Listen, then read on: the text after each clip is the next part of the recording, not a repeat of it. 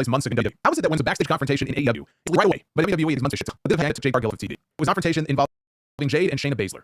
And this is what Dave said. It's been confirmed by half a dozen people that it happened, but nobody went into details past Jade had rubbed enough people in the Raw Women's division the wrong way, and Baszler was wanting to fight her until management found out and calmed the situation down. The time frame was when they were doing Baszler and Stark against Belair and Cargill matches. I don't know what in particular happened other than it wasn't just one thing, and the belief is that some of this stemmed from the inside the ring in those matches and some did not. Although one female star said they believe the tension within the SmackDown side was worse than the Raw side. I love how he just casually throws that last part in there, because that could read so many different ways. Like when I first read that closing line there, it makes it sound like just having nothing to do with Jade. It's just like in general, the tension on the SmackDown women's side in the locker room is far worse. So like, is that what he's saying? Or is he saying that it's even worse with the women on SmackDown that they don't like Jade? I don't know. Kind of a Dave special where he just kind of throws it out there and then it could be taken so many different ways. Fightful had more on this. This is not something that Dave just pulled out of his ass. There is smoke to the fire here. Sean Ross Sapp says that they asked WWE talent about the incident shortly after Jade was written off TV, but those in the locker room had been quiet about it. It was claimed that Cargill took issue with something that happened, and the word around the locker room was that she said something to the effect of Baszler needed to learn how to work, which would be a hell of a thing for Jade Cargill, of all people, to say to Shayna Baszler, who's got about 5 years on her in the ring, if that actually happened. Fightful was told it stemmed from the match in Scotland where Cargill tapped out in what was not supposed to be the finish of the match. So that was the Clash of the Castle match. It was Bianca and Jade defending their tag team titles against Baszler and Zoe Stark and Alba Fire and Isla Dawn. And that was the match where Fire and Dawn, they won the titles. I remember that match. It started to fall apart after Jade got the hot tag into the match. And if you remember, she slipped on the rope. She was trying to springboard and she face planted. And she was not the only one to slip on the ropes that night, but she slipped and fell. And then later on, Baszler got her in the Kirifuda clutch. And Jade immediately starts tapping on Shayna's arm. But the referee didn't call it because Jade was not supposed to tap. Right? My guess is Shayna had the hold on too tight. Jade was trying to signal that, communicate that to her. That's what I said on the sound off when I reviewed it. Otherwise, I just couldn't figure out why she would have been tapping. So that's going on. Then Bianca is coming in with a 450 to try to break it up, but she lands with her knees right in Shayna's back. So it got real ugly there in those final few minutes. But Fightful also said that Jade was said to be more disappointed that night in herself for how things played out, and she was apologetic backstage. So did she go off on Baszler not knowing how to work, or was she apologetic and blamed herself for it? We're kind of getting conflicting messages here. At least one talent in the locker room mentioned that the promo where Jade returned and said the locker room was full of wolves in sheep's clothing was taken personally by a number of talent as they kept the issue between she and Baszler quiet.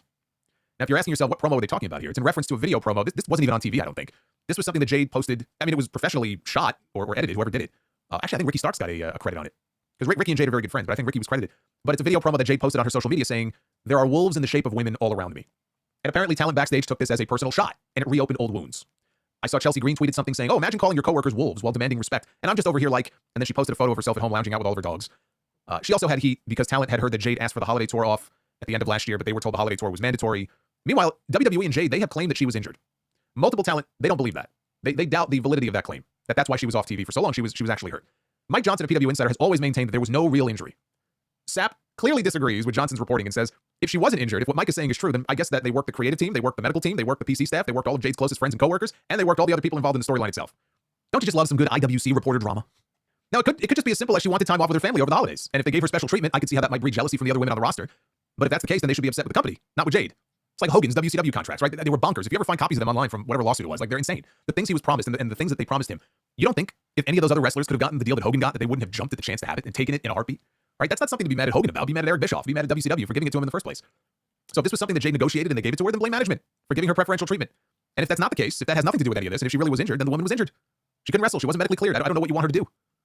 I mean, this honestly all sounds like much ado about nothing. Really. I mean, the subtweeting online is silly, but it's not like there was some big blow up in the back. Someone got sucker punched and there was a big pull apart brawl. People were breaking furniture. Jade was secretly suspended, and that's why she was off TV for 3 months. She got suspended for 90 days. Now it all makes sense, right? That's not even what we're talking about here. I think this got blown up into something stupid, but people love drama. And if you're wondering, well, why is Dave reporting on something that's months old? Like, why did he put the Observer leak, right? It's not because Dave woke up one day and decided, you know what, I think it's time to report on this stuff from 3 months ago. It's because there's someone in that WWE locker room that intentionally wanted to leak it after Jade came back. Maybe that promo that she posted touched a nerve, and that's what did it. But Dave reported it because someone there intentionally fed it to him now. That's why. What's up, guys? Dimitri Vegas here. My brand new track, 2 Times, together with Steve Aoki, is available now on TikTok.